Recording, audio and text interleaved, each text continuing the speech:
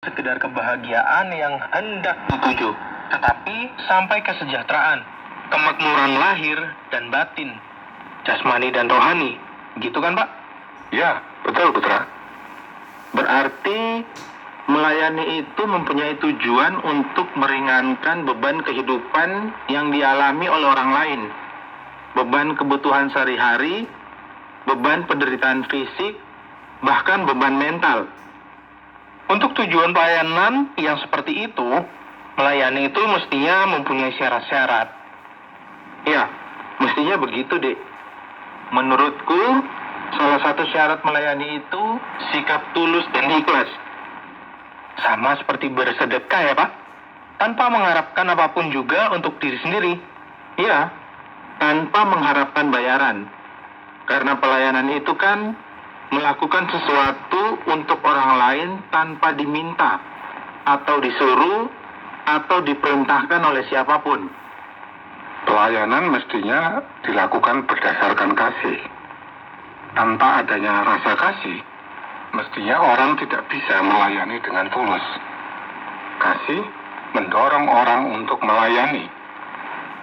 Mungkinkah ada pelayanan yang dilakukan dengan terpaksa, Mas? Kalau dilakukan dengan terpaksa, itu namanya bukan pelayanan. Menurutku juga begitu. Karena melayani itu membutuhkan syarat kerelaan untuk berkorban. Rela mengorbankan waktu, tenaga, pikiran, keterampilan, dan sebagainya.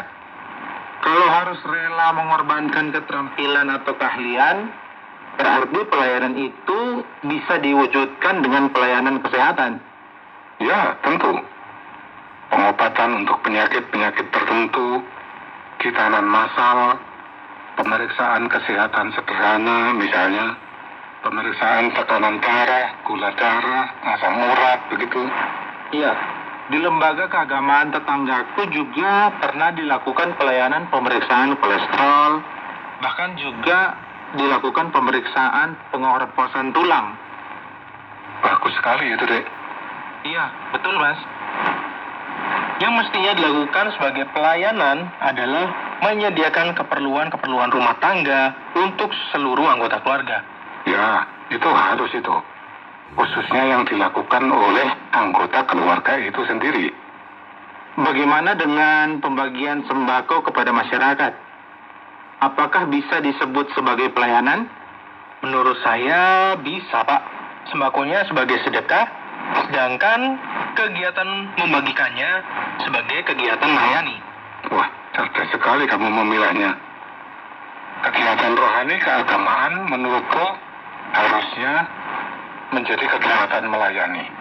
Artinya, walaupun ada bayarannya, tetapi pelayan kerohanian harusnya tidak mengharapkan bayaran yang semestinya, seperti seorang konsultan. Bahkan, harusnya siap untuk tidak mendapatkan bayaran. Tapi kalau tidak ada pemberian apapun kepada pelayan kerohanian, menurutku itu keterlaluan orang yang dilayaninya. Ya. Mau jadi pelayan rohani keagamaan, harusnya tidak pernah berpikir untuk mencari kekayaan.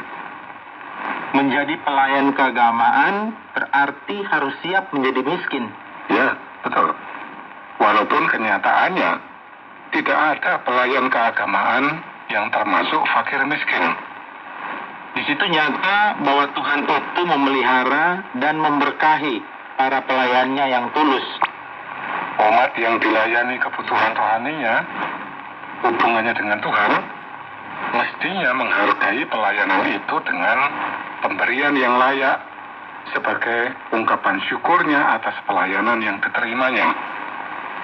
Umat yang beribadah mestinya menyerahkan amal atau persembahan yang kemudian dikelola, yang sebagiannya diperuntukkan untuk memberi penghargaan kepada pelayan ibadah.